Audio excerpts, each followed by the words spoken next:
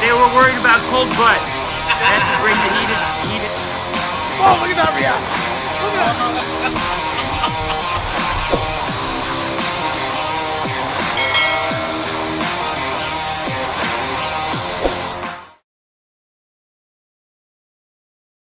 What do you say? What do you know? It's the full Monte Sports Show. It is Sunday, October 23rd, 2022. I am your host, Monte Perez, a.k.a. The Sports Whisperer.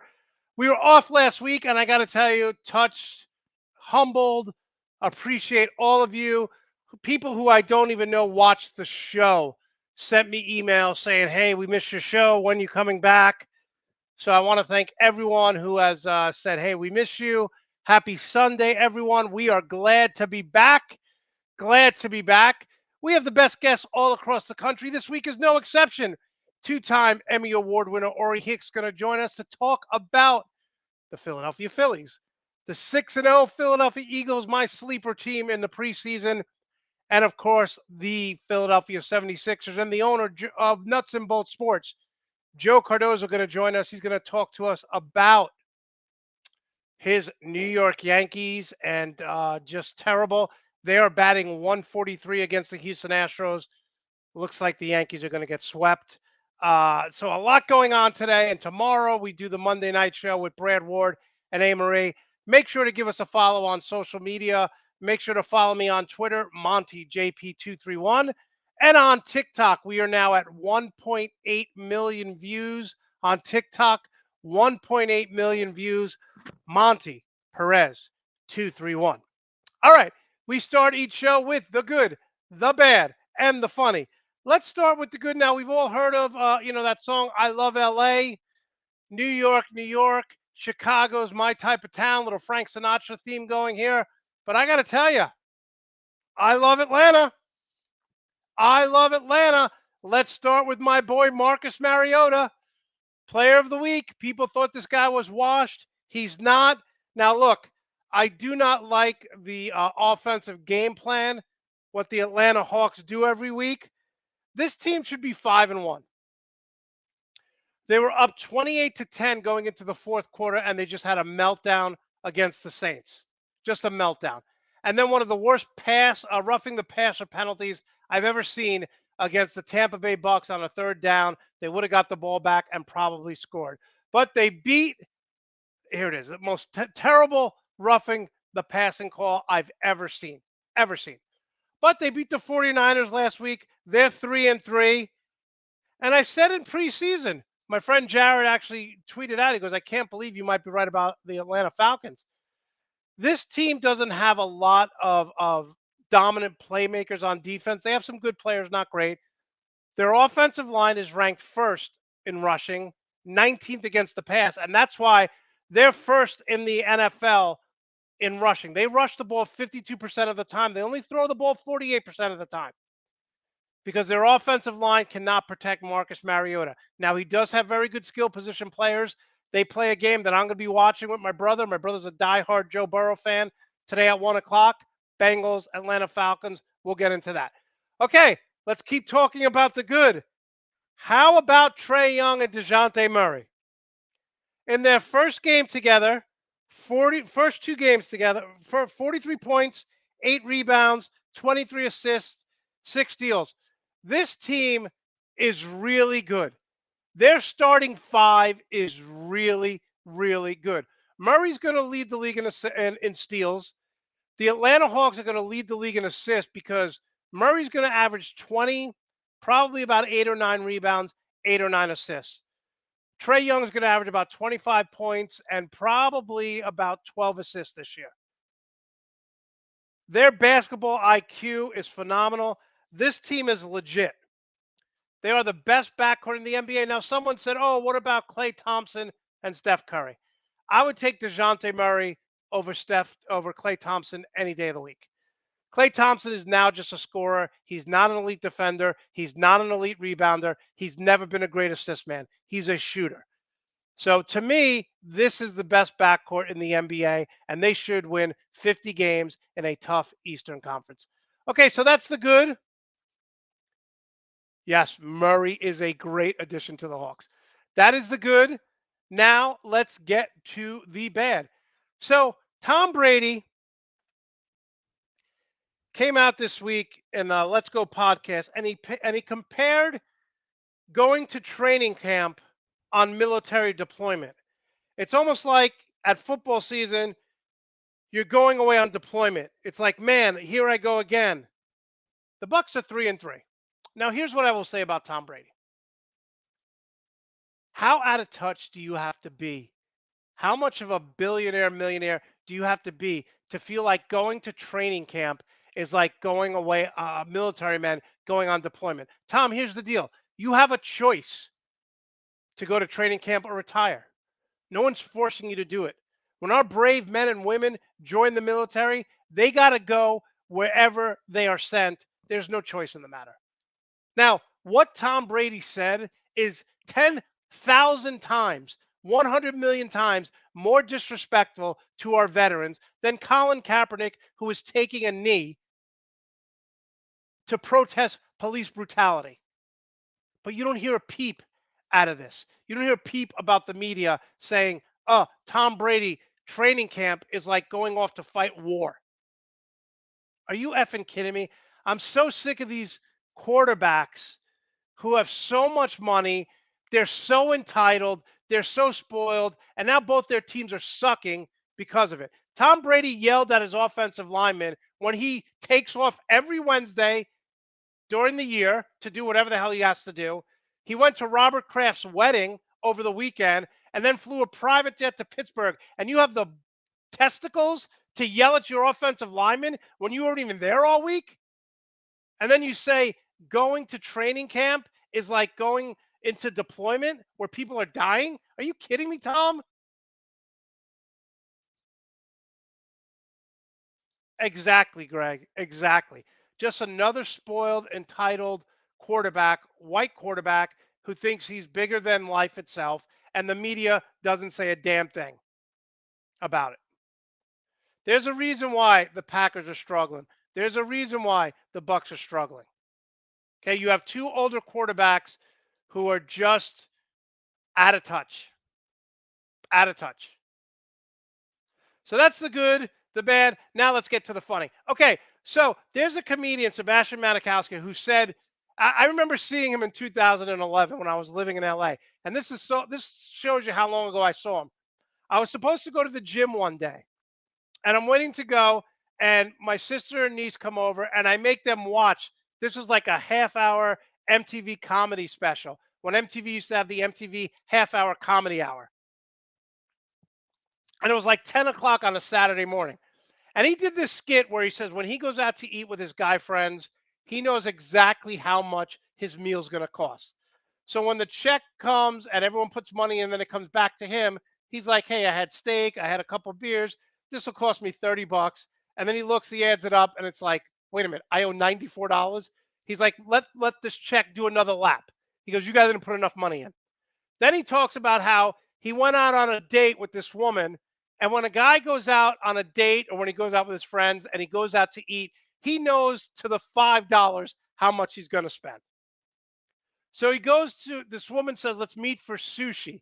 And he goes, "Chicken, steak, I know. Sushi, I had no idea." The bill came. He looked at it. It was $180. He said he started to have a cold sweat. He went into the bathroom and he was freaking out because he didn't know how much sushi cost at the time. So it was $180 and he freaked out.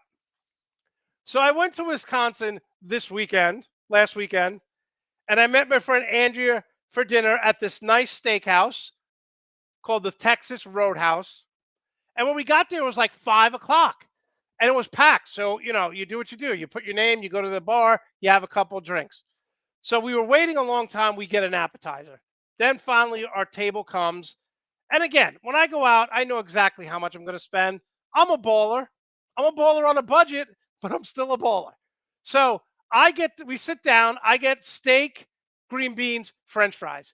She gets salmon, sweet potato, green beans. So you figure, okay, salmon, steak.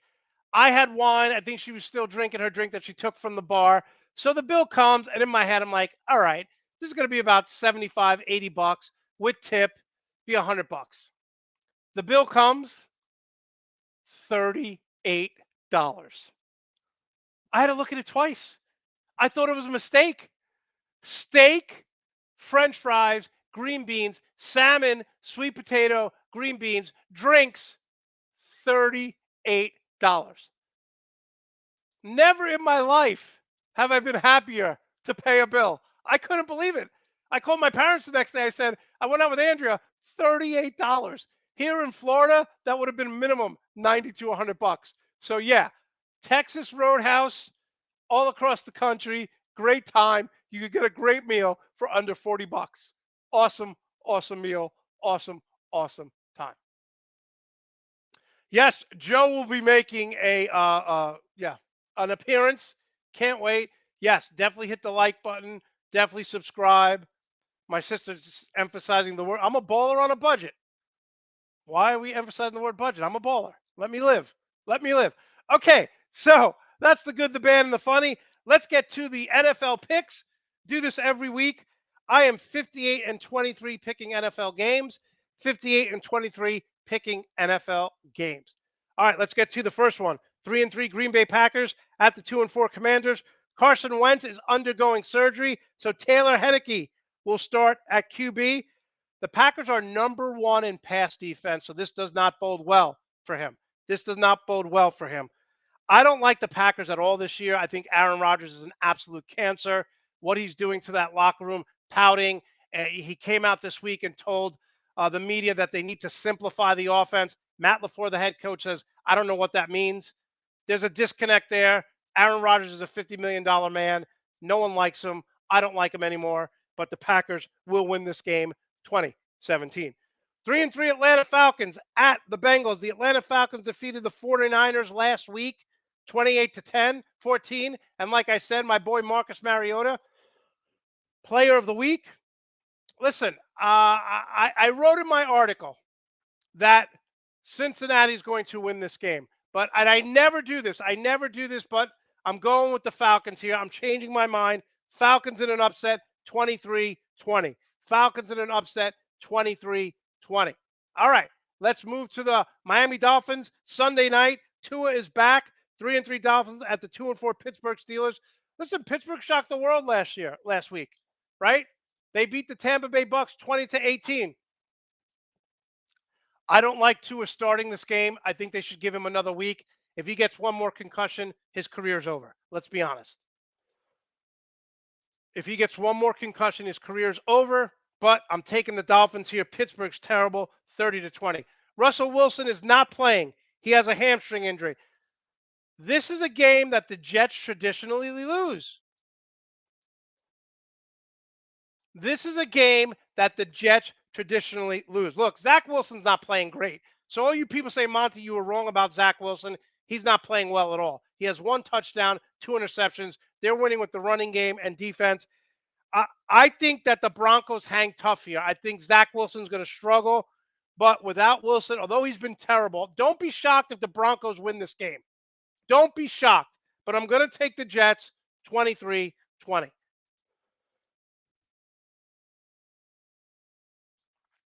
All right, the Chargers are playing the worst defense in the NFL in the Seahawks. I got to believe that Justin Herbert, who didn't throw a touchdown pass last week, comes up big. I'm starting Justin Herbert in my DraftKings this week. Come on, Justin. That's the worst passing defense in the NFL. Take the Chargers here in a high-scoring game. Geno Smith's playing well. Geno Smith's playing well. Congrats to him. 34-28. All right.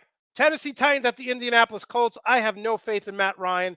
The Titans have won 4 out of 5 against the Colts and 5 out of 6. So I like the Titans here, 27-20. Look for Matt Ryan to fumble or throw an interception late in the game. He's been terrible. 5-1 Giants. That's right. I said the 5-1 Giants take on the 2-4 Jacksonville Jaguars. Brian Dable has done a tremendous job. Look for Barkley to rush for over 150 yards. And Daniel Jones is playing solid football. Not great football, but he's playing solid football. Giants pull away late, 24-17. 3-3 Bucks at the 1-6 Panthers. So over the past few weeks, the Panthers have gotten rid of Robbie Anderson, their arguably number one wide receiver, Christian McCaffrey. They fired their coach, and they played with three quarterbacks this year. This game should not even be competitive. Take the Bucks here, 33-13. 1-4, aka the Crying Campbells, the Crying Dan Campbells, take on the Dallas Cowboys, who are now 4-2. Weathered the storm without Dak Prescott. If Dak Prescott plays bad, don't be shocked if people start talking about Cooper Rush coming in. I think Dallas scores a lot of points here because Detroit Lions defense is god-awful. But Detroit will score two, 31-24 Dallas. And probably the most important game of this week, 2-4 Browns at the 3-3 Ravens. Both of these teams have blown leads. Both of these teams have had leads, and they've blown them. But I got to believe I'm going with the better.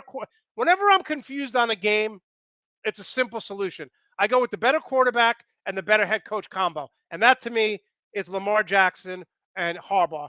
Take the Ravens here, 30-28. 1-3 Texans, 1-3-1 Texans at the 1-4 Raiders. If Josh McDaniels loses this game, he might get fired. I'm serious. That's how disappointing the Raiders have been. Let's be honest, though. Josh McDaniels hasn't won anywhere he's gone. He hasn't won anywhere he's gone. But the Texans are terrible. I got to believe Devontae Adams has a monster game in a high-scoring affair here. Take the Raiders 33-27. And finally, best game of the week, Chiefs at the 49ers. They have a couple of plays for Christian McCaffrey, who they just acquired. I expect him to play about 15 or 20 plays in his first week. Kansas City's coming off a loss. Listen, I've been saying it all along. There's no one better in the history of football than Travis Kelce when it comes to tight end. And I think that, again, go with the better quarterback here. Patrick Mahomes makes a play late. I like this to be a very competitive game. Chiefs win on a late field goal, 27-24. And there you have it. I am 58-23 picking NFL games, 58-23 picking NFL games. All right, let's bring on. You've heard of Phillies' own son, which is Rocky Balboa, Sylvester Stallone. But I got news for you. Sylvester Stallone doesn't have 2 Emmy Award winning. He didn't win the Emmy Award twice like our man Orrie Hicks has. 2-time Emmy Award winner. Philadelphia's own Orrie Hicks. How are you today? Hey, Monte, I'm good, but I got to edit something. And I apologize. I didn't pass this information on late. I just got my 3rd Emmy a couple weeks ago. Oh, my goodness. We got to give you a round of applause here. Tell us what the 3rd Emmy was for. Actually, it was for directing our at our local station, our Phillies home opening day show back in 2020.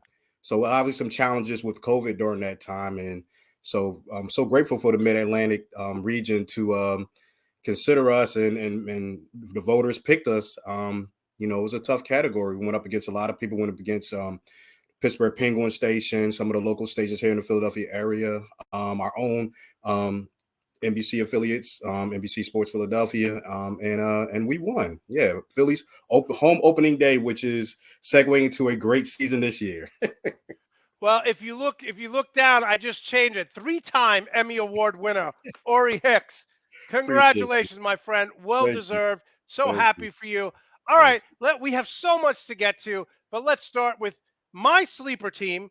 And everyone thought I was crazy. First off, you got to be loving life in Philadelphia right now, right? I mean, what does it feel like to live in a city that is so passionate about sports, and your Phillies are 1 game away, and the Eagles are 6-0? What's the mindset there?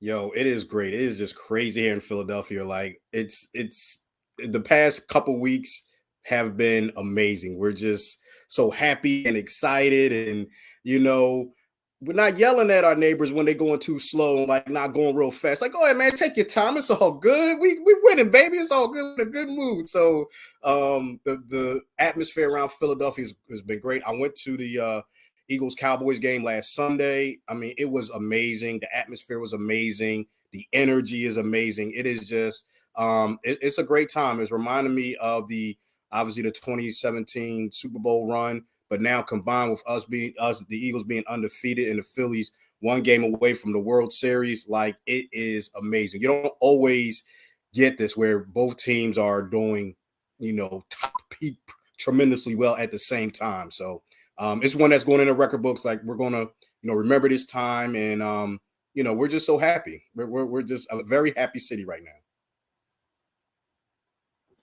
I think you're muted, Monte. I think you're muted.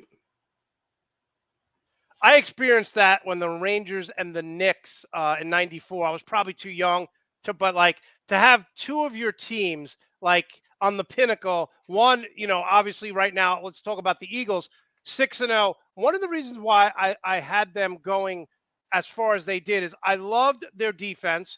I love them getting AJ Brown because I think Devontae Smith is a legitimate number two. He's not a one. And their offensive line is the best in football, in my opinion. So what do you like about the season? Anything you're concerned with moving forward? Yeah, so what I like so far is honestly, I like the way the quarterback is playing, Jalen Hurts. I think we talked about it last year. It was like, okay, you're going to have to show more. You're going to have to grow. You're going to have to show that you can, hit these open receivers, make plays early. Obviously, you're good with your legs. We always know that he had a good calming presence. We always knew he had leadership abilities, but that can only go but so far. You need to be able to do it on the field. So what I like most about it is the way that he's playing. I mean, I always go to our bread and butter, our offensive line. That is the main thing. We won our Super Bowl before a few years ago with that. And if we're lucky enough to do it again, it's going to be through the offensive line. Whenever things are going great, it's the offensive line. Whenever things are going bad, it's through the offensive line. Whatever we need to make a play, we run the ball. We go through the offensive line. We do an RPO. And we, like you said, I think we have the best offensive line in football. So the additions of AJ Brown, I mean, he's been the best free agent pickup since T.O. He's fit into Philadelphia. He's doing great. He can make big plays. Obviously, you got the young boy Devontae Smith, and you got Dallas Goedert and Miles Sanders. In a contract year, he's showing that he can be durable and stay healthy. And we also bring in, our running backs Gainwell and Boston Scott to help out and whatnot. So really, that's what I like. What I'm a little concerned about is it's kind of crazy. Not a lot of scoring in the second half. You can contribute that. Well, the Eagles have such a big lead. They play a little differently, but I don't think it's going to bite them in the end at the playoffs. Because I mean, like we saw it last Sunday was a perfect example. Dallas came back when Lane Johnson went out. People for all the national media that's out there talking about how Dallas came back. Remember, we lost Lane Johnson. Nobody wants to talk about that. But anyway, that's just me. Anyway, when the Eagles had to make a play, when they had to do it, when they got a little close, they did. And everybody was scared. What did we do? We ran the ball right down their throat. Orrie, what I don't understand is normally at the start of the game, that's when Bill Belichick's great for this. Sean McVay at the start of the second half, beginning of the game, you're opening drives. It's almost like the Eagles they watch what happens, and then in the second quarter they blow up. Because there was two games where they scored 28 points and 20 points in the second quarter, but they didn't score in the first quarter. What do you attribute that to? I don't know. I guess, I'm not going to say the scripted plays that come off. Maybe it's just, misplay here or there and whatnot. I can't explain. It's the weirdest thing that they scored mostly all their points in the second quarter. I've never seen anything like that. I don't know. I really don't have an explanation for it. You would like to see it spread out more across over the 4 quarters of a game and whatnot. But I just contribute that maybe a play didn't work here, there. Maybe it's just the time that the Eagles run the ball so much and they take a lot of time off the clock that by the time they get to the second quarter, you're actually seeing those points. Because I believe a lot of those times the Eagles were in the red zone at the end of the first quarter anyway, right? And then they scored immediately when the second quarter started. So you can kind of contribute that they actually were in scoring position in the first quarter. You know what I mean? So I think it's a little bit about that. Okay, so I like this defense a lot more than most people do. They're 6th, only giving up 17 points per game. Can this be a top 5 unit? And is Slay the best player right now on this defense? Big play, Slay. What up, yo? Yes, indeed. We are number one in the giveaway takeaway situation. We've taken the ball away from the opponent more times than anybody. Of course, this team can be finished in the top 5. We have we're in the trenches, good defensive line. Obviously, we're great on the back end with Slay and Bradbury. What a great pickup from the Giants. He used to burn us a lot when he was with the Giants. He is doing great. And then you got Chauncey, my man Chauncey Gardner, who was a ball hawk guy that we got from New Orleans, and Avante Maddox, who's been here for a while. He's a good hitter and whatnot. And the depth is pretty good. So I like our back and our linebackers. The Eagles actually finally have linebackers. In Philadelphia, we've been talking about linebackers for years.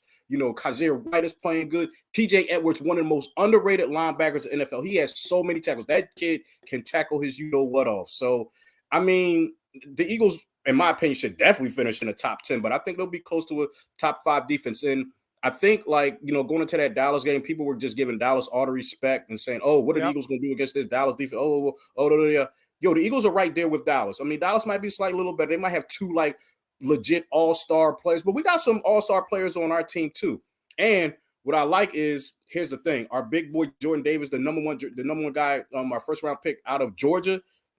Just wait till he starts playing more. That big boy Monte just pick up. Oh my goodness, he don't even know what he's doing yet, Monte. Wait till the end of the season, he's just man. Raw talent right now. Yeah. Yes, Once sir. he understands the scheme, he'll be a huge addition to them. All right, so I said this earlier this week. Forget about Washington, the Commanders. They're a joke, but this NFC East is kind of like what we thought the AFC West was going to be. The Giants are 5-1.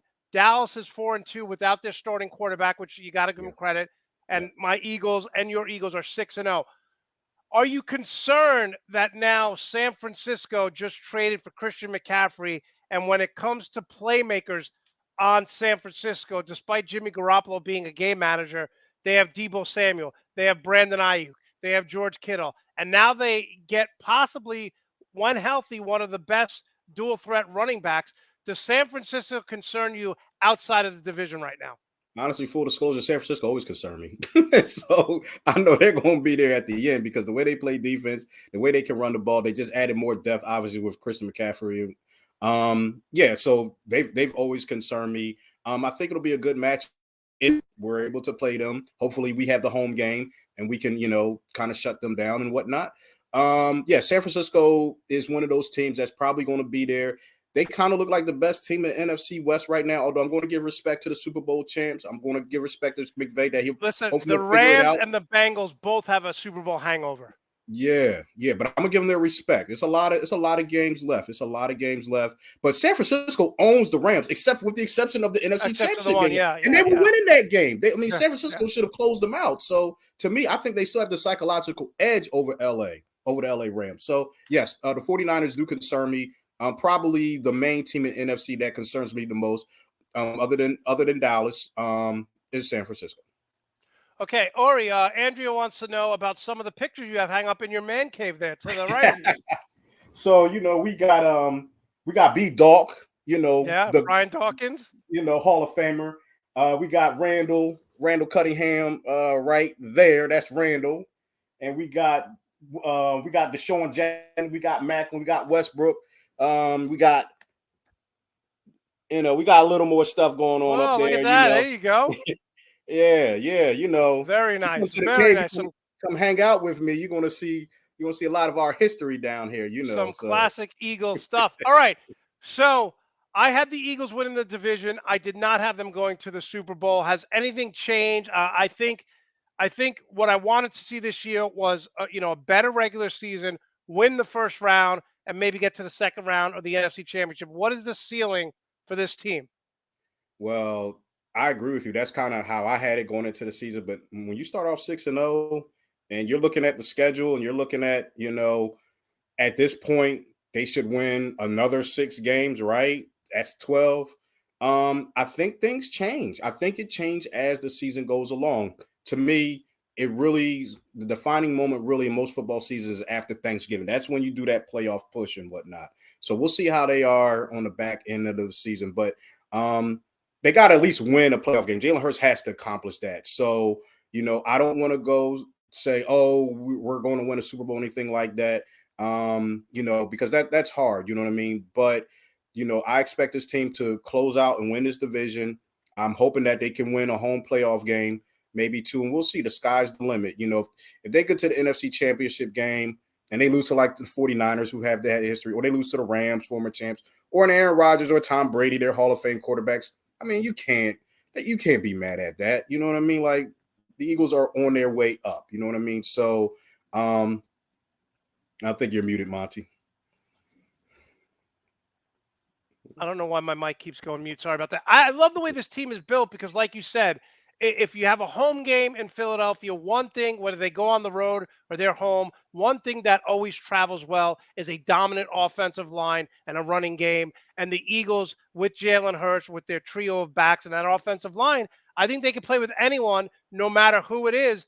And if they keep turning the ball over on defense and playing from a lead, and not have Jalen Hurts on a 3rd and 9 have to make a play, they could beat anyone in the NFL, Orrie. Absolutely. And Monty, another thing, I feel like so far the Eagles have kind of shown you they can win many different ways. They've already shown you, okay, when we're down and we made a huge blunder mistake, we're down 14-0, we come back and we win. When we're up and a team like Detroit comes back, we hold them off at the end. Same thing with the Cowboys game. Or we go to Washington, we just thrash, we just dominate them. So because of that offensive line, because of the way the defense plays, we can go to your style. We could play any style that you want. You know what I mean? I know some people are like, oh, I want to see the Eagles down in the fourth quarter with a comeback. Why? Why do you want them to be down in the fourth quarter? That don't make any sense to me. But if they are, we can rely on our offensive line. And technically, that Arizona game, Arizona came back and tied that game. We came right back down the field, do what we do. We put points on the board. They came back and they couldn't get the job done. The Eagles have found a way to get the job done. I tell people all the time, in the NFL, it's a marathon. It's not a sprint. I don't care if you win ugly every week. Look at the Atlanta Falcons. They're running the ball 52% of the time. Mariota's throwing the ball 15 times a game. Just win. I don't care how you win. Just win. No coach is ever going to say, we lost and, that's good enough. No, win ugly, better than losing pretty. Now, speaking of winning and losing ugly, we got to switch gears here because I thought this team, the Philadelphia 76ers, was going to win about 55 games. James Harden has done everything he can to get in shape, but under Doc Rivers, Orrie, I've watched all of their games, even yesterday when they lost to the San Antonio Spurs, inexcusable. Orrie, all this offense is James Harden isolation, Embiid on a one-on-one, and then the rest of the people just fill in when they can. Doc Rivers has got to be the least creative offensive mind I've ever seen. And am I being too harsh? So I was texting with a few of my friends about Joel Embiid and how people were kind of getting on him and disappointed and whatnot. And people just don't even have faith in Doc. A lot of people, I should say, don't have faith in Doc. So it's always going to go through the players anyway. I think that's how people think about it, that the coach, I should say, is irrelevant, but that it's always about the star players on the floor. I do agree with you. It's early. I think I'm thinking they're trying to figure this thing out because the goal was, Monty, we want to be tough. That was our goal. The Sixers are going to be tougher. We're going to be a tougher team this year. The way we got PJ Tucker, he's going to add toughness. And we got our man from Memphis, I can't think of his name right, Melton. He's going to be tough. We're going to be a tougher team. And so we got the MVP, and Harden is going to be healthy, and we're going to be right there. And I think they're just trying to figure it out. I would like them to see it play a little faster. Like, in other words, get the rebound, get it to Maxey, let him go. I think I want more plays for Maxey. I want fast. I want more plays for Maxey. And then we have to slow down. That's what I was going to say. Okay, like I watch a lot of Paolo Banchero from Duke, and they run a ton of plays for this guy, right? New guy, rookie. I thought Maxey was going to come in, and in the offseason, Doc Rivers was going to make Maxey, if not it can't be the second option, but the third option. Maxey looks lost right now. He looks like he's just got to figure it out on his own, and I don't understand it. And I agree with you. Let Maxey get the ball. Let him go coast to coast. Getting PJ Tucker was great defensively, but I look at this lineup, Okay, Joel Embiid is very athletic, but you don't want him running up and down for 48 minutes. James Harden is in the best shape of his life, but let's be honest, he's a half-court player. So when Yeah. you have someone like Maxey who wants to play fast, it goes against the other guys you have in your lineup. Yeah. Yeah, and that's what they're gonna have to figure out. They're gonna have to figure out how that works. You know what I mean? I just think, immediately get the rebound, you go out, and if it doesn't work, you come back, you set up your half court. The Sixers should be great in the half court. They can run a pick and roll, James Harden and whatnot. You know what's funny about the James Harden thing last year, especially from a lot of national pundits? Everybody was saying that he has to be a scorer. And he was a distributor last year. I believe he was number 2 in the NBA with 10.2 assists last year. And he was a great distributor. But people are saying, no, the Sixers not going to win with him being a distributor. He has to score. So I don't know. Ori, I don't. I don't want James Harden of Houston. I want James Harden when he was with the Nets. Look to pass first and be the second or third option. Get everyone around him, make everyone around him better because, like you said, he can be an elite assist guy. Mm-hmm. Absolutely, yeah. And so obviously they're 0-3. They haven't been started off 0-3 since 2017. So this is kind of, and thank God for the Eagles and Phillies because man, they would get so killed You right now. can't lose to the Spurs. You cannot lose to the Not at Spurs. home. They're going to win 20 games this year. I was watching that game. Who was the center for the Spurs, Monte? He was just getting offensive. Oh, yeah. I Every couldn't time. like, what are y'all doing? And with Joe on the floor too. Now No, Joe had 40. Joe had a great game last night. He I'm had not 40, kidding, yeah. Joe. 40 and 12, so but still the offensive rebounding was terrible. That was a disgrace, you know what I mean? But I mean, it's early, it's October. I'm not going to get worried about October basketball. I expect us to be in the playoff hunt. I think we're still going to get a top 4 or 5 seed. Right now, as it stands right now, no, we're not as good as Milwaukee. No, we're not as good as Boston. But everybody else, I'm saying, yeah, we can compete with Brooklyn, Cleveland, Atlanta, Chicago, all those other teams right now. We just got to be able to get over the hump and get past Milwaukee and Boston. And actually, we had a winning record against Boston last year, and we did pretty good against Milwaukee. Those games ended at the wire. We're right there with them. Doc is just going to have to figure this out. I mean, unless it goes haywire, Monty, unless this team goes something disgraceful like 6-15, then they probably will move on from Doc Rivers. I don't know how, again, I would have never got rid of Curry because I think that, you can't have enough 3-point shooting in this league. But I say this all the time, and I've talked with this about you. Doc Rivers gets a pass. Doc Rivers always gets a pass for some reason. No, is he getting criticized in Philadelphia? Not in Philadelphia. Okay. No, Okay. He's not getting a pass here. They Okay. can't stand this man. They want him going, which I'm like, it's kind of weird because I'm like, I want to defend him a little bit. I'm like, all right, but y'all wanted Brett Brown going, and we got I don't know what could we do? Like we went and got a Hall of Fame coach. Like I know, and remember his first year, Monty, we had the number 1 seed. We had the number 1 seed last year. I mean, 2 years ago. Last year, we had the best record in the East. We were tied with the best record. So, I mean, I know we got to get over the hump. We got to get past the second round. To me, that's all that I care about. I don't care about anything else. I don't care what our record is now. I don't care what our record is in November. I don't care what our record is in February. When the Sixers get in, you have to get to the Eastern Conference Finals. That is it. Unfortunately, that's all I care about. So, we'll see what happens in April, Monty, when it comes to the Sixers, because to me, that's all that counts. I watch, one of the things as a former coach, I always watch in what coaches do late in the games after a timeout. And I've watched Doc Rivers late in games. Like, remember when Joel Embiid hit that 3? That wasn't the design play, like against Toronto. That wasn't the design play. Yeah. He ran a play the other day. I forget who they were playing. It might have been Milwaukee? Boston or Milwaukee. Yes. And it was just, I'm like, this is the play you call after a timeout.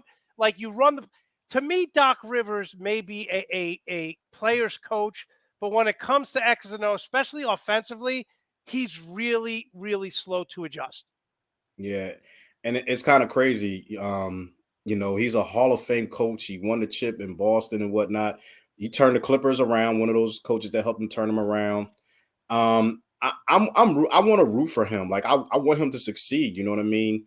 I hope it doesn't turn into like a Joe Girardi situation. Although maybe we do. Maybe that's what we want. Yeah. Next guy comes in there. Exactly. What I mean. Listen, we're going to transition to that. Talking to 3-time Emmy Award winner, not 2, Orrie Hicks. let's put up this beautiful, beautiful Philadelphia background for you here. Let's talk about your Philadelphia Phillies, and more importantly, Zach Wheeler, who I've been saying for years the Mets should have kept. He is a legitimate number one starter as long as he's not facing the Mets. He is. He is. Yo, he's ice, baby. He is ice cold, man. Like last game, a one hitter, and I was mad that I don't get mad at my manager Thompson too much. I'm like, do not take him out. Don't take him out. I know our backup in our bullpen is dope, but he was rolling last week. So, I mean, today, Monty, today is the day that we actually paid him all this money for. Game 5 at the bank, Philadelphia, fans going crazy. One game away from the World Series, man. And he pitched with one hitter last week. Obviously, I don't think he's going to do that again. And I think he's going to give a run or two, maybe. But this is what you want. Game 5 or a game 7 type situation. Here you go. When you have a chance to close a team out, right? Give that man the ball, shut it down. This is the perfect situation for him. I'm happy that the Mets did not want him. You know, they had all the other stuff, and they, you know, he came to Philly, and I'm glad that we have an opportunity to get to the World Series, and this is a perfect situation. He is the guy that can get it done. So I'm hoping this is what we paid him for, man. And you know, going along those lines, I would put your little Philadelphia pinstripes in the back here. Orrie, this is why Bryce Harper signed for all that money. I mean, Bryce Harper got a double last night, and he's on second base, and he's going, this is my effing house. This is my effing house. I mean, we've talked about him. I said, why are you paying this guy this money? And you said the minute he got here, he embraced Philly culture. Absolutely, Monte. I told you he chose us, Monte. And I'm gonna say it again. I've said it on your show so many times. He chose us. He wanted to come to Philly. He bought in Philly fanatic gear everywhere. Like he chose us, and we return the love back to him. We return it back to him so much. You know what I mean? Like I honestly, I want this for him. I want this for him. He deserves to be playing in a World Series. You know what I mean? By the way, Orrie, let me just say this. He was practically run out of Washington. He got into a fight with one of the pitchers. I think it was Papelbon. He was just not well loved. Philly loves this guy, and he is thriving. When you're like Joe's in the background right now, and he's miserable because his Yankees are hitting 143 against Houston. The big time players, your Schwarbers, your catcher, your home run hitters, they are dominating the Padres. Absolutely. And this is what it's about. Like I was talking about how this is what we paid you for, Wheeler. This is what we paid Bryce Harper for. You know what I mean? Like he's been carrying us. He's been doing the best he could do. And now that we got solid players around him and he could just eat, I mean, like this is perfect. You know what I mean? Like it's amazing how well he's hitting. I think he has an 8 or 9 game hitting streak, or he's hitting over 400. I mean, the go-ahead double last night, man, like you could just feel that, and I hope it carries over to today. You know, he deserves. Orrie, when he said this is my effing house, it like went up from like a 10 level to like a 50, and they were already juiced up. Absolutely. And I think it's kind of a little shot back at Machado, who came off and hit the home run. And he's trying to get his boys hype. He's trying to get San Diego hype. Yes. They put a four spot on us, and we did the same thing to them that they did to us against Nola. We put 2 runs back on them, and then Harper puts that 3rd run up, and it's like, okay, game on now. Game on. Let's go. Let's play some ball. And Bryce Harper he is the MVP. He's the MVP right now of the playoffs. And I want him to hoist that trophy, the MVP trophy and everything, because he absolutely deserves it.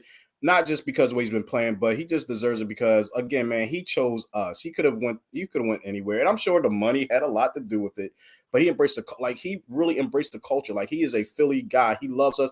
And he's just talking about the fans and how great it was and the atmosphere and the best fans in the sports. You know, I mean, I know a lot of people hate on Philadelphia, but yo, for real, y'all got to understand when you play well in this town, yo, you just don't understand. I can't explain it.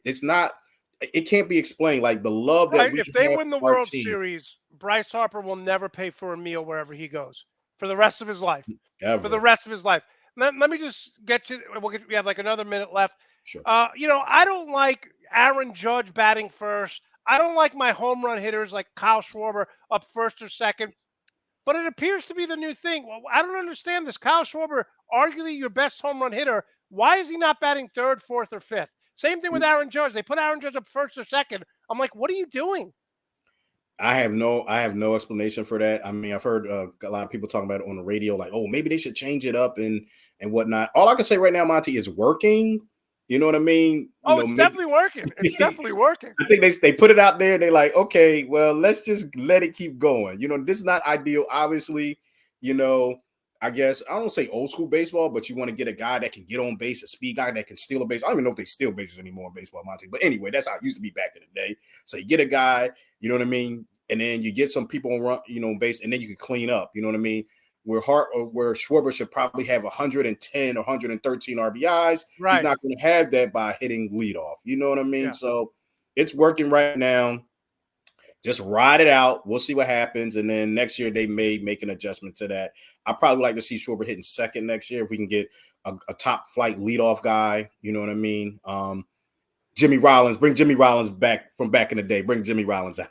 Hey, Orrie, so confidence level right now moving forward, it looks like you're going to, if let's say the Phillies win, how do they match up against the Astros? I've been saying all year long, no one's beating Houston.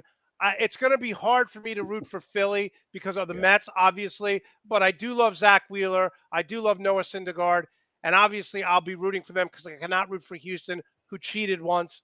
What is your confidence level winning today and moving forward facing the Astros?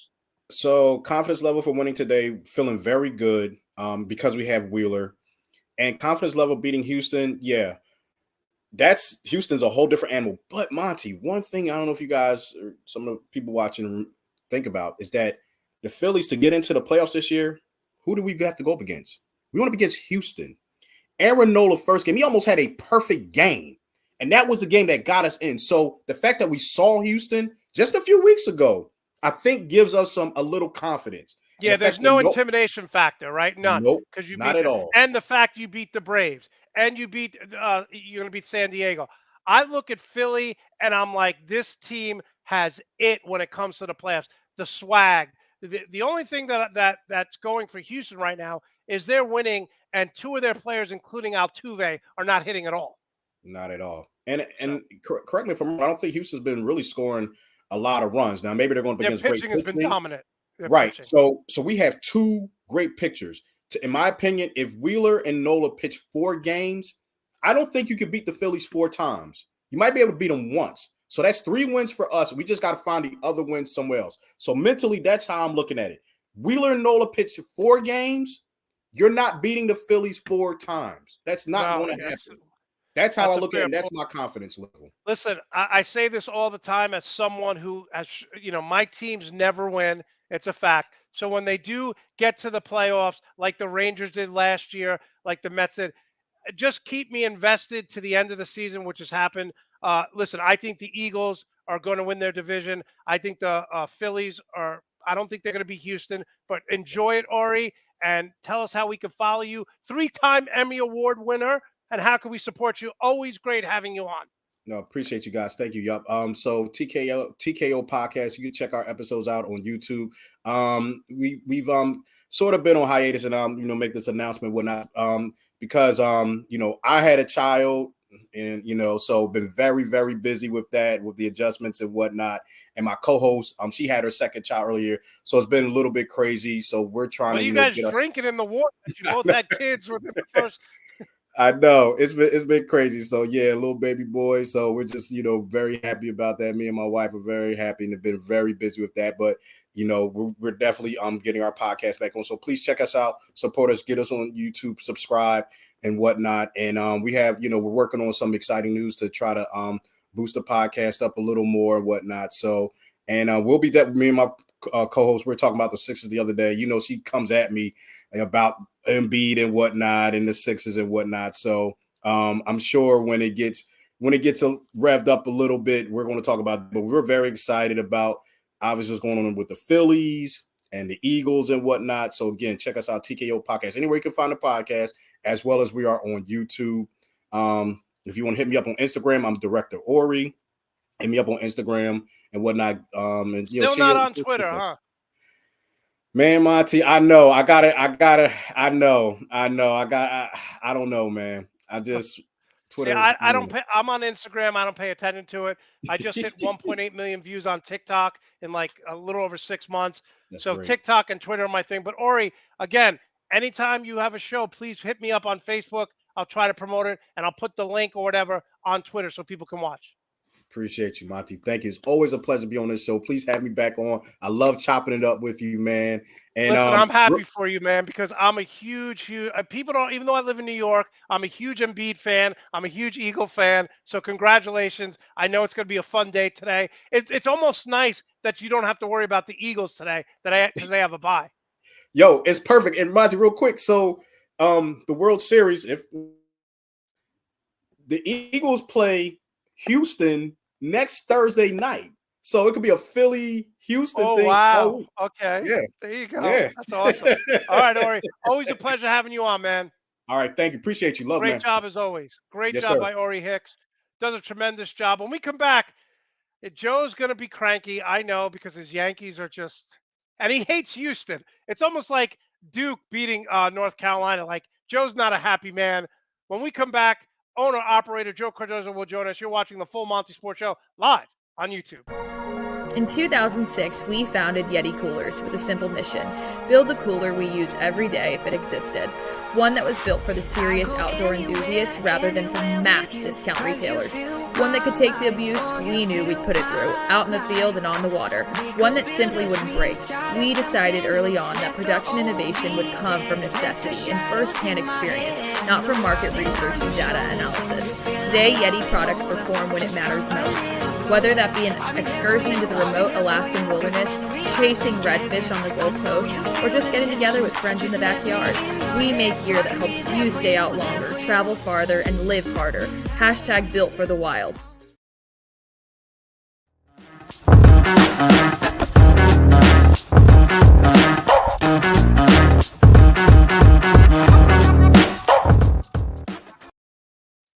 All right, let's bring him on, the owner, operator. Joe and I will be spending a lot of time together over the next few months. He's probably already sick of me. Joe, thanks for taking your day off to join us today. How are you? Doing good, man. Thanks for having me. It's always a pleasure. Joe, how many shots were you in last night when did you start drinking watching that Yankee game? I didn't. It make me lose focus on my misery. Okay. All right. So we were going to get to them later, but let's start with that, Joe. Okay. Batting 143 in the postseason against Houston. Listen, I know Houston's pitching's great. I know they're a great team, but you look at what Philly's doing. Their bats are showing up. The Yankees 143 as a team hitting against Houston. Joe, they look like they don't even want to play. Look like they don't even belong in the playoffs. I mean, it's been horrible. You think about the winning streak we had during the season. We had that huge lead in the AL East during the regular season. And, of course, we had the All-Star break, took a little bit of a dip. There was even talk about, will the Yankees even make the playoffs? We make it. Good, solid series, in my opinion, against the Guardians. We show up against the Houston Astros. There's so much to prove, and we hate these guys, man. They cheated us out of a playoff series a couple years ago. They're cheaters. So you would think motivated, performing, everything but that. Aaron Judge becoming a strikeout machine. Just a lot of bad errors in the outfield, leading to extra base runners, leading to opportunities for runs, and then Aaron Boone just making some of the most. I don't understand some of the I don't understand, decisions. Joe, what's going on. I don't just get it. Top to bottom, it's been really, really a big disappointment. Now, Joe, Aaron Judge got booed last night. Rightly so. I mean, this is a guy. I remember when Mike Piazza came to the Mets, and Mike Piazza had a phenomenal year in the second half when he came from the Dodgers.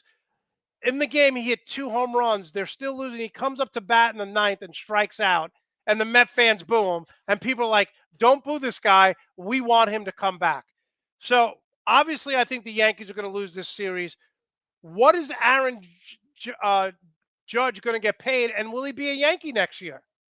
Oh, I think that Hal's gonna back up the Brinks truck. I mean, you're looking at a $400 million man walking with Aaron Judge. I think they're gonna do everything they can to keep him a homegrown, phenomenal talent. He's only gonna get better. He's still relatively young in baseball age. So I think he comes back to the Yankees. He definitely has a passion for the team. I think he betted himself, and he's won that bet. He's gonna cash in big time. He's getting ready to reset the free agent market for multiple sports, not just baseball.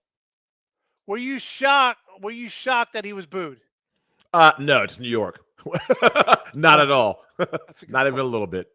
All right, so Aaron Boone, does he come back if they lose? I don't know how you don't come back when the guy makes the playoffs every year. Nah, he's gone. I mean, Wow. you even had Michael Kay, who tries to be Mr. Positivity when it comes to his Yankee coverage, question a lot of his moves he made, not just last night, but this whole series. The fan base is on him. I think they got to make a move. But the question is, if they make a move, who's it going to be? And I wouldn't be surprised if maybe even Aaron Judge has a hand in that. You know, it's funny because I say this all the time. You win in New York, you win in Philly, you're king of the world. You know, but do the Yankee fans here have like not a sense of reality? You haven't won a title since A-Rod was there. It's like Notre Dame hasn't won a title, and I know Ooh, it's yeah. college football is a lot different, but like, how come it's not good enough to just make the playoffs anymore? Like, you haven't won a World Series since what?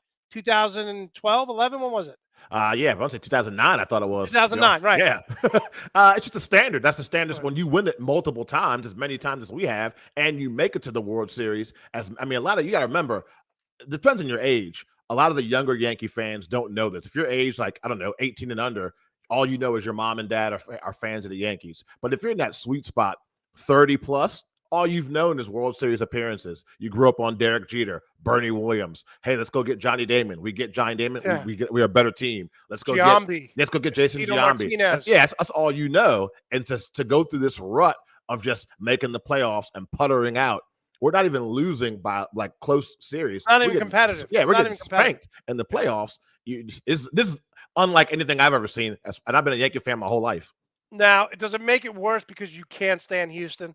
Oh yeah, absolutely. Yeah, absolutely. I found myself physically getting angry yesterday, so I had to watch some NBA. I had to watch some Luka versus Ja basketball to calm myself down. By the way, Luka had like 20 in the first quarter. Yeah. And they blew him out. Joe, all right. So moving forward here, Yankees lose. Successful season, or you're not a successful season? For me, not successful season. No. Sorry. I know some people try to spin it and say low expectations this season. We should just be happy to be in the playoffs. I'm not one of those people. Well, listen, the Mets won this year, and they should have won because the Mets had one of the highest payrolls. When the Yankees have one of the highest payrolls, your expectations is World Series. Okay, what do they need to do this offseason? What are you targeting? Let's say they get rid of their manager. What other positions need to be filled? Oh, man, we need to figure out, are we going to let the young guys play? I mean, we have a lot of young guys in the infield, a shortstop, second base. We're going to keep them. And if we are going to keep them, great depth, definitely some left-handed hitting. And then obviously Aaron Judge. And did I mention Aaron Judge? We got to lock him in because I think locking him in could attract some other free agents that want to come to New York. Yeah, no, that's a fair point. And All right, pitching too. let's move on to something a little happier. Joe, I look at this Washington Wizards team, and you may be like, whatever, but they do have some talented players. Yeah. Bradley Beal's playing well. Kyle Kuzma's averaging 24 and 10. They were 37 and 45 last year, and Bradley Beal didn't really play. Wes Unseld Jr., you like him? You're not into him? What's the deal? No, I like him. I think that he Okay. brings a sense of accountability to the team. The defense has improved under his He's leadership. kind of old school, right? The way Yeah. he gets on players. Yeah, and the players seem to like him. I mean, anytime you show interest and faith in your players, they're going to play hard for you. Like I think about when he flew to Lafayette over the offseason to visit Christoph Porzingis. That means something. That's not a drive to grandma's house. I mean, you're flying across the globe to make sure one of your players is in a good spot physically and mentally. Spend some time with them. That's how you build relationships. I'm a big fan of his. You know, Joe, I look at Washington, and I kind of say this with the Knicks. The Knicks have drafted two players over the last 20 years who they drafted, and they wound up becoming an all-star.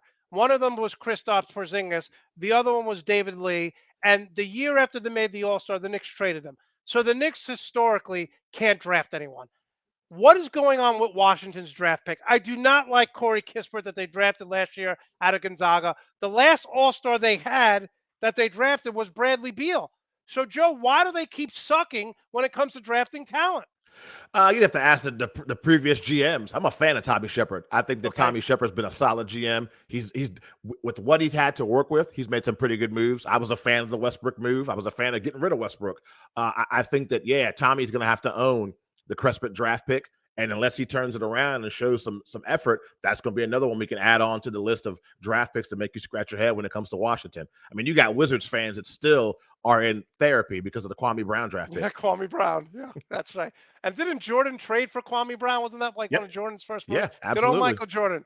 All right, Joe, can the Wizards compete for a play-in game? Do they win 40 games? Yeah, they can. This team can. Oh, wow, okay. For sure. With the roster they have, Kuzma, like you said, Kristaps Porzingis, Bradley Beal. I like Daniel Gafford coming off the bench, bringing some serious energy. You also got some good veterans there like Taj Gibson. They can make a run. Okay, so you expect them to be at least in the playoff game? Yeah, for sure. Okay, I've watched him now 3 games.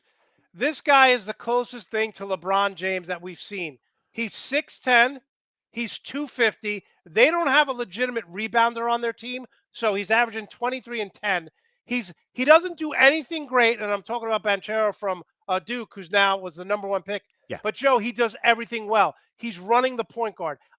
Position. I look at this Orlando Magic team with Wendell Carter Jr., who's pretty good. Ross, who can shoot. You got what's his name? Cole Anthony, Greg Anthony's son.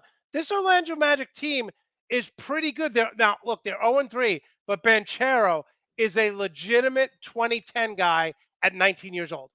Yeah, no, I would agree with you. I mean, there's a reason why when we did our little roundtable discussion at Nuts and Bolts Sports on what teams you want to cover, I'm not afraid to say I didn't even pick the Wizards. I picked Orlando and I picked Detroit because these are 2 young teams that are exciting that I'm interested to see how they do from the beginning of the season to the end. No, I agree with you. This kid is definitely legit. The other young guy whose name escapes me, I should have wrote it down, from Indiana, played at Arizona last year, is having a really, really strong first 3 games in the NBA as well. And the kid from Sacramento, too. Yep. Who was, he's playing This is a really great well. draft. This has even though we're only 3 games in and don't want to be prisoners of the moment, but this has the makings of a really strong NBA draft class this year. 100%. All right, Joe, speaking of the NBA, if you're taking a team over the next 5 years, are you taking the Mavericks, the Hawks, the Grizzlies, or the Pelicans? I'm going with the Pelicans. I like the Really? Brandon Ingram, CJ McCollum, and Zion Williamson. I like that trio. I like that trio a lot. Wow, Joe. So okay, but I look at Memphis. They got blown out last night. They're going to be good. I'm telling you right now, you don't want to hear it, but the Atlanta Hawks starting 5 is really good. No, they really are good. I give it to you. And I think the Pelicans can win 52, 54 games this year.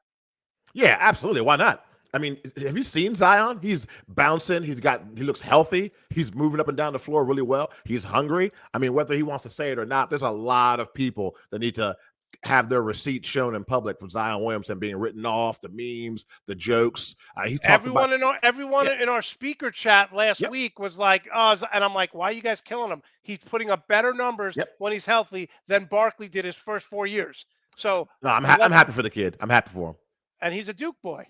Well, that's his only flaw in his life. That's okay. We all make mistakes. All right, Joe, let's talk about MVP here. Who is your MVP? Some people are saying it's Ja. Some people saying it's Luka. Or is there someone out of the box that you think could win the MVP? Man, call me an old hat. I'm still gonna say Giannis Antetokounmpo, man. Really? He's a different kind of guy, Monte. All that buddy AAU. I've known you since you were 14. Stuff. He don't play that. He don't play that. Let's go ball. I'm gonna ram the ball down your throat. I'm gonna kill you. I want a title. I like he's a 90s player playing in this era. And you obviously like Milwaukee to come out of the West, correct? You mean out of the East? Out of the East, yeah. Yeah. I got Milwaukee, and then if you have to tell me to pick somebody from the West, I'm going to go Clippers. I think that team is just Joe. so. You said this other night in our broadcast, and I don't understand. How can you have faith in the Clippers when John Wall's never healthy, Kawhi Leonard's never healthy? It's going to be Jackson, Morris, and Paul George in the playoffs because those guys aren't going to be healthy. How can you bet on a team that's never healthy? Save this clip. Let's revisit it because I have faith that they're going to be healthy. John Wall has a lot to prove. Kawhi Leonard, even though he doesn't speak, he's a mute, has a lot to prove. And this team is very talented. And I like Ty Lue as a coach. Championship experience. You can say he rode LeBron's coattails, blah, blah, blah. I call BS on that. I think Ty Lue's one of the better X and O guys you got in the league. So I see the Clippers making it out of there. And if it's not the Clippers, it's going to be the Warriors. Yeah, Andrea's been talking up the Clippers for the last 6 months. She can't wait. By the way, Kawhi Leonard's coming off the bench, and he's fine with it. He's like, I'm fine with it. Yeah, because he knows they're in it for the long haul, man. This is what, year 4 of the Kawhi Leonard, Paul George combination. It's time for them to start paying dividends. They know what's at stake. I gotta be honest with you. Paul George has been everything as advertised. He's held up his end of the bargain, and I give him a lot of credit. This was his team last year. He said right before the start of the regular season, he goes, Kawhi's the number 1 guy. I'm number 2. I'm fine with it. Paul George is the type of guy who's going to get you 30 and 10 and 7, and he doesn't care. He's a lot like Chris Middleton. He doesn't want to be the number 1 guy. Yeah, exactly. And if you give him some help finally in the form of Kawhi Leonard, in the form of John Wall spelling him and playing, and you got to remember too, with the assets the Clippers have, they can make some moves. I mean, the one thing about the NBA, the NBA trade deadline is always active. Who said not going to move a piece and add something else to that team? Yeah. So you have the Bucks Clippers getting to the NBA Finals. I do. And you have Giannis winning the MVP. Yep. And if it's not Giannis, I have Luka coming in right behind him. Okay. All right. Those are some solid picks. All right, Joe. So look, it came out this week that 2 weeks ago, Ron Rivera basically said we're losing because of our quarterback. Well, he doesn't have that excuse anymore. They're playing the Packers today. What can we expect from Taylor Heineke, who most people think it's pronounced Taylor Heineke or Heineken, like the beer? This guy has proven he could play. Players seem to love him. He brings an energy, a feistiness, a competitiveness. This guy was out of football a few years ago, basically sleeping on someone's couch, I think it was. Yep. And now he's starting. Do you have hopes that he could turn the season around, or is this just a wasted year and Ron Rivera gets fired at the end of the year?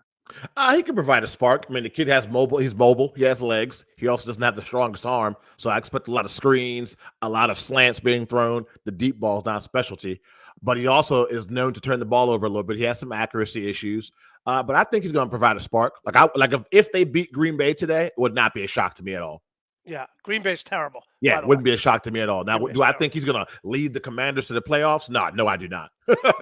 Joe, have you ever seen a veteran coach call out a quarterback like Ron Rivera did with Carson Wentz? I thought that was totally unfair. Carson Wentz, let's be honest, he's had his up and downs, but you can't throw this guy under the bus like that. Yeah, no, I didn't understand that at all. I mean, if that was supposed to motivate Carson Wentz, maybe that's the kind of conversation you have in private. Like, that wouldn't motivate me. That pissed me off if my coach said that in front of all those reporters. And then I saw that Ron Rivera got really upset after the Bears game, kind of tried to defend himself and defend Carson Wentz. I'm not sure if I was supposed to mend fences with Carson, but if I'm Carson Wentz, I don't believe nothing this guy says to me. You proved yourself and showed your true colors with that statement. And it's funny because Ron Rivera all this time is people say he's hard, but he's a player's coach. Button up, straight I think maybe he's just feeling the pressure. And let's be honest, going to that organization, they said we finally have an adult in the room. But when you incompetent leadership, I don't care if you bring Pat Riley to the Knicks. If the Knicks front management, as bad as it's been for the last 20 years, you're not going to succeed. How can you win in Washington with the ownership group like Daniel Snyder, or how can the Knicks win with the ownership group like a James Dolan? Well, hopefully, we talk about this every single day in the DMV. For those of you all don't live here, that stands for the District of Columbia, Maryland, and Virginia. We pray. There's prayer circles. There's Facebook groups to get Dan Snyder the hell out of here. It's like a topic every day. No matter where you go in the DMV, someone's talking about what is going to happen today that can push us closer to getting rid of this guy. So hopefully that will be that. That's what I'm thinking is going. That's what's going to take to get this franchise to go back to what we grew up watching and we used to being competitive and Super Bowls, and it's been anything but that since he took over as owner. By the way, now there's rumors that Daniel Snyder hired private investigators to follow around certain owners and dig up dirt on them. So if they try to kick him out of the league, he'll say, "Hey, Jerry Jones visited or Robert Kraft visited a sex shop." We already know that Robert Kraft got arrested down in Florida for being at a sex slave shop, whatever the hell it was, or he spied on Jerry Jones. Isn't it ironic that like, what do they need to do to kick this guy? I mean, it's almost like once you're an NFL owner, it's not like the NBA who threw out the Clippers owner years ago.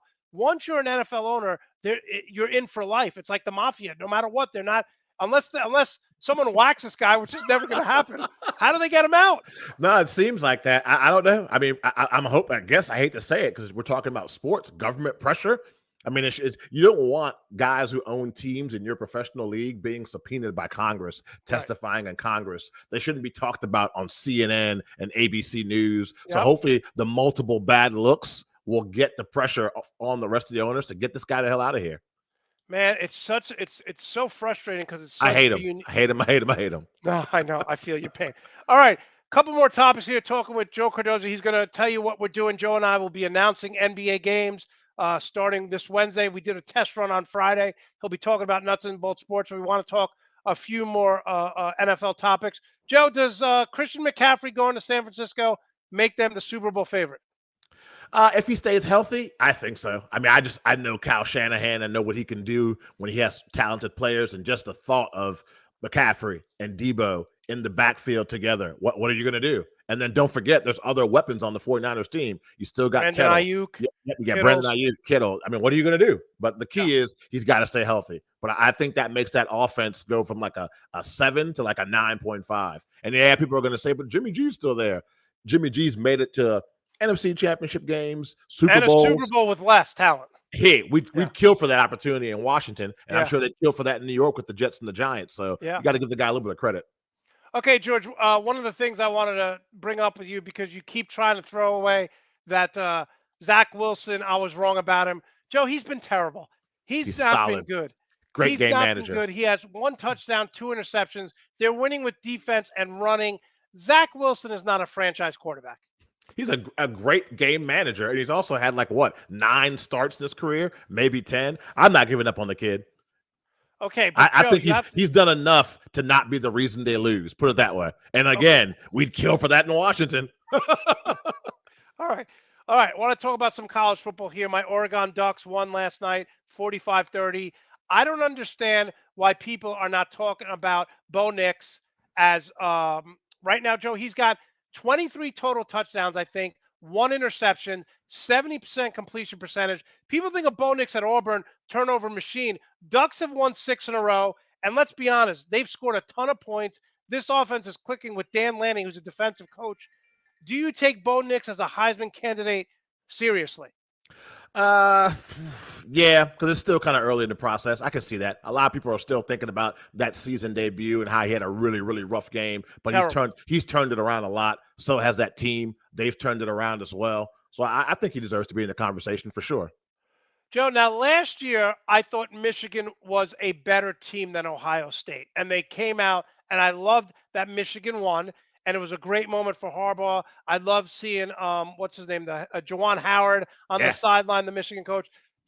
And you could just tell Harbaugh, since finally beating Ohio State, seems like he's enjoying himself a little bit more. But I got to be honest with you, Joe. I think Ohio State is the second best team in the country. Are you worried when they face them, or are you still confident that Michigan is better than Ohio State? No, I'm still worried. What I'm banking on is the emotion of the game will get these guys in the maize and gold to step up their game to another level. But I think if you ask me who has the better team, top to bottom, Ohio State. I mean, they have a Heisman Trophy candidate at quarterback. You have some great receivers there playing for Ohio State, great running backs. And remember, they got 3 or 4 wide receivers. Yeah, it's but unbelievable. They're like so Georgia's deep. Tight ends. But they're so deep at Ohio State. There's like 4 or 5 guys that are top. There are 5-star recruits at receiver that haven't even seen the field yet. So that's how deep they are. So, I mean, for Michigan, it's been a great season so far. But like a lot of sports franchises and a lot of college football programs, our season's defined and determined by how we play against Ohio State. If we beat them, it's the greatest season ever. And if we lose, how do we lose? Did we get taken behind the woodshed and beaten down? Was it a last-second field goal? That's going to say a lot about how the season goes for the Wolverines. Yeah, right now, Joe, who do you have? Because everyone was panicking when Alabama lost. And I'm like, why are you panicking? They had a muff punt. They played terrible, and they lost to Tennessee at home in the last second. Alabama comes back, wins 30-6. They're ranked number 6. Who is your Final Four Who makes the Final Four college football playoffs? Oh man, this was not in the notes. Yeah. I'll say I'll go Ohio State. Okay. Right now, I'll say Tennessee, Georgia, of course, and then who can I pick to really throw a monkey wrench in this thing? A wild Joe, card if team. Oregon runs the table, I knew you were going to say that. Joe, Because I've they're seen the this best movie team in the before. Pac-12 Because right now. I've seen this movie before. They're going to get stomped out. Hold on. It's a first-year coach. And by the way, all you people who were coming at me here in Florida about how great Mario Cristobal is going to be, they just lost to Duke. Okay, Yeah. Mario Cristobal is exactly what I told you he was going to be. Joe, if Oregon wins 11 in a row and they win the Pac-12, right now they're ranked 10th. They just smoked UCLA. They're going to the Final Four. Yeah, unfortunately, you're probably right. I What's like chaos. I like chaos. Give me TCU. Let them win. Let them win the Big 12 and give me TCU. I want something different. I enjoyed Cincinnati last year making it. Yeah, they didn't beat Alabama, but to have them in there and at least get an opportunity, I liked it. Well, but yeah, I agree with you. If I take away my fanboy and use my sports knowledge, yeah, you win 11 in a row, including your conference, you got to put Oregon in there. Yeah, they're playing at another level. Dan Lanning, look, I thought my biggest concern is when they were playing Georgia. I was like, look, just don't lose 40-0. Like, be competitive. Yeah. They had no idea. And he slowly but surely, their young offensive coordinator has been great. Their defense, they don't have as much talent as a Georgia, Alabama, but I think they were 8th in recruiting this year. He's going to start. He's a very, very smart coach, and he's winning with offense, which I love to see defensive coaches do that. All right, finally, Joe, before we get to nuts and bolts sports, give us your AFC championship game and your NFC championship game. AFC, I'm going to go with part 3 of Bills Chiefs and again? Bills. Yeah, I want it. And Mahomes, that's fun. I can watch that. I'll go with that. Again, I definitely enjoy watching Josh Allen and Patrick Mahomes. In the NFC, man, I'm going to have to go NFC. I like what I see from the Eagles, so I think they have the chance to make it. And they'll play against Are you going to say San Francisco? That's the other question. Like, the AFC is so much stronger than the NFC. I don't know. And do I write off the champs? But I haven't seen enough from the champs to say they're going to turn it around so much. I said to Orrie, I said, I'm going to watch the Bengals. I told everyone in preseason, I said, the Bengals take a step back, and the Rams have a Super Bowl hangover. They look awful, Joe. Yeah. Well, the Bengals, I think, are starting to get things together, personally, in my opinion. Right. Eagles, yeah, I'll go 49ers. I'll say Eagles 49ers in the NFC, for sure. So you're all in on the Bills. Yeah, they're so fun, man. That running game be damned. They're fun. They're a fun team to watch. It's hard. One of the reasons why I when you lead in the playoffs in the third and fourth quarter, you want to take time off the clock. They don't have a running back. Their running back is Josh Allen. Yeah, and you got to hope he stays healthy. Let's start with that. Yes. They can't afford an injury at all. All right, Joe. So much going on with Nuts and Bolts Sports. Content coming out like 10 articles a day. It's insane. You and I, why don't you tell people what you and I will be doing regarding announcing the NBA, and then talk about the numbers, how they've grown.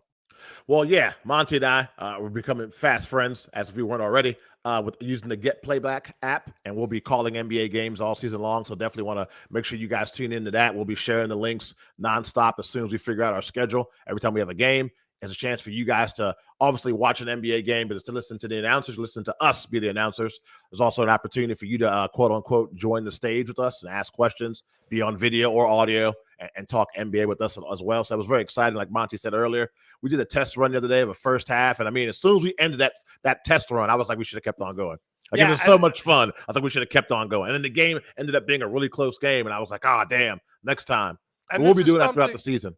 We're going to try to do it every Wednesday. And this is something you don't have to watch, the announcers on TNT or ESPN. You tune in on your computer, on your phone. The game is live, and Joe and I are going to be announcing it. He's going to be announcing the first quarter. I'll do the play-by-play, and then we're going to switch it. I'll do the play-by-play. He'll do the color commentator second quarter. And this Wednesday, I think we're doing the Heat-Celtics game, correct? Yeah. Looking forward to that. Heat-Celtics game. We're going to do the entire game. So you tune in. Our friend Andrea, she came on stage. She asked a question live. We heard her on the microphone. So it's an opportunity for you to not only do the chat room, but also come on and talk to us while the game is going on and ask questions. Yeah, no, super exciting. I had fun. I definitely think, I don't know about you, I was definitely a little nervous when we first started, but by the end of the first quarter, I was like, I could do this every day. Yeah, it's a lot of fun. All That's right, and Yeah, talk go about ahead. nuts and bolts sports. What else is coming down the pike? Oh And man. talk about the numbers, Joe, because YouTube, the site getting hit, the articles that are coming out, we are on fire. Yeah, I mean, you said it. It's been unbelievable. It's been unbelievably good. Just want to thank everybody for their support. It's been tremendous. A lot of new people. I mean, I should have wrote down how many new I think we have like 7 new writers / content creators that have come on board. A great example would be a young man named Jacob out of Mississippi. He's a diehard New Orleans Pelicans fan, has a pretty good following of Pelicans fans. Just joined up at Nuts and Bolts, wrote his first article, I want to say Thursday. Checked this morning, already at 300 reads for his first article. So the site's definitely been doing really, really well. A lot of great content coming. We have a couple of new podcasts coming in December. And then we also have a show that I won't be on, but I'll be producing on Wednesdays, actually. It's called On the Clock. It's kind of like PTI meets Around the Horn meets Nuts and Bolts Sports. So it'll be hosted by Bill Carroll, but produced by me. So I'm really excited about that show as well. That'll be debuting on December the 7th, I want to say, is our debut episode. So we're just trying to end 2022 really, really strong. And so far, so good with that. Yes, and hopefully we will all be getting our well-deserved media credentials that we are fighting for. I mean, it's unbelievable, the content we put out. So hopefully that'll be the next big step in Nuts and Bolts For Sports. sure. All right, Joe, you and I will be spending a lot of time together over the next NBA season. So I want to thank you for coming on here. Anyway, someone just asked me, does Joe have any faith that the Yankees pull a victory out in Game 4? Sure I do. We're playing at home. We got pride. It'd be nice, but I think we still go back to Houston to lose. Okay. But I would love to get a win at home. Yeah, I would like. I don't want to get swept. Nobody does. We got pride. How much do you hate seeing Houston celebrate? It annoys me to my very core. Yeah, a lot. If they do it today on our home field, I'm gonna be I'm not. People are not gonna want to hang out with me at all. I'm trying to watch football today. That's it. It's just so frustrating because they really, my dad was watching the game. They don't have a weakness, Joe. They No. are so good from time. Remember a few years ago, they had the worst record almost in the history of Major League Baseball I because do. they broke everything down. But Joe, they are so good. It's unbelievable. It's been a long time. This has been going on for what, 4 years now? Yeah, Consistently in the mix. I hate them. And Altuve's not even hitting. Yeah, He's not at even all. hitting. Not at all. They're slowly moving up my ladder of hated teams. I didn't think anybody could ever top Duke or Golden State. The Warrior, the way you talk about the Warriors, I would think it was the Warriors. It's always been Duke. Duke is 1, and then I'd say the Dallas Cowboys are 1B, and then the Warriors are right underneath there at number 2. And I Houston's gotta slowly say though, climbing. it's nice to watch games. I mean, I have the NBA League Pass, and every time I put on a team, there's a Duke player, Brandon Ingram, Zion. You go to Orlando, the Atlanta Hawks have 2 Duke guys on their bench. I watch the Knicks. It's R.J. Barrett. You cannot deny the fact that Duke in the NBA now has overtaken North Carolina. Oh, yeah. Well, finally, it's about time you guys have people stay healthy and perform. Jesus. It's been years. Grant Years Hill of would have been one of the injuries. best players ever. Okay. For how He didn't long? get hurt. How many? I agree with you. The By the way, consistency wasn't one there. of my though. most underrated players, and I know you watched it too, was the Redeem team. People don't forget Carlos Boozer was a big factor on that team. Yeah. He did all the dirty work. Yeah, he's a good player at Duke. And He's he's a a very good solid NBA career. All-Star game, I want to say, more than once, I think. Yeah, no, he in was the a NBA. solid player. All right, Joe, how can we follow you? How can we support you? What are you doing for the games today? Today, I will have beer in hand and wings in the other hand, and I'll be watching football until either I fall asleep, which might be sooner rather than later, or until the final score of the final game. You can follow me on Twitter, super active on there, Joe Cardoso 301. And you can support me by just nutsandboltsports.com for our articles. If you're active on social media, whether it be Twitter, Instagram, even TikTok, just search Nuts and Bolts SP, and we're all over those places. We're on all those different platforms. All right, Joe, always appreciate the time. Always appreciate thank you, man. the support.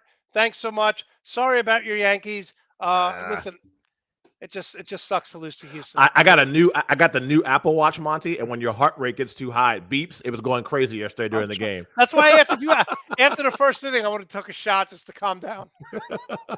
All right, Joe. Thanks so much. We'll see you Wednesday. Absolutely. Sounds good. Thanks, sir. Appreciate it. All right. Great job by Joe. Always does a good job. Listen, I want to thank everyone who's reached out to me. My parents tested positive for COVID this week. They are feeling 1,000 times better. I came back from Wisconsin with an upper respiratory infection. I was tested negative for COVID. So just be safe out there. Be smart. I'm going to go back to wearing a mask because I got to be honest with you. For 3 years, I wore a mask. I didn't get one sniffle, one cold. But yeah, my parents are doing better. They woke up this morning feeling a lot better. They were sick for about 2 days, got some medicine from the doctor.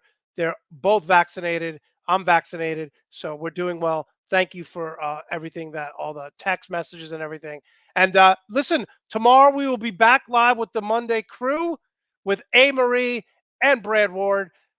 Make sure to check this out, 6 p.m. Eastern, live on YouTube. Give us the thumbs up. Make sure to like this particular episode and show this episode to a friend. Show it to a family member. We want to do this full time. Only way to do it is to get your support, more people support. I will be live tweeting today, 8 o'clock, with the Fins Up hashtag covering the Dolphins. And in the immortal words of Arnold Schwarzenegger, I'll be back.